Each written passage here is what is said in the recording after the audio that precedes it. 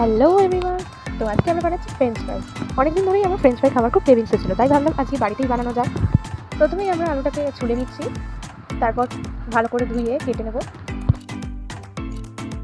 আলুগুলো কাটা হয়ে গেলে আমরা কিছুক্ষণের জন্য এটা সেদ্ধ করতে বসিয়ে দিয়েছি। সেদ্ধ হয়ে গেছে আলুগুলো, তোমরা দেখতেই পাচ্ছ। তাই আমরা নুন আর হলুদ দিয়ে দিয়েছি। নুন হলুদ দেওয়ার পর এটিকে ভালো করে মিশিয়ে নিতে হবে।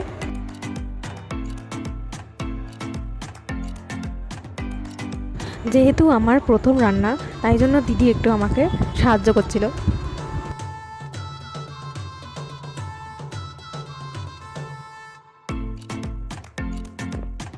দিদির থেকে শিখে নেওয়ার পর তারপর আমি নিজে আস্তে আস্তে ছাড়তে শুরু করি এবং ভাজা হয়ে গেলে সেগুলোকে আস্তে আস্তে তুলে নিই।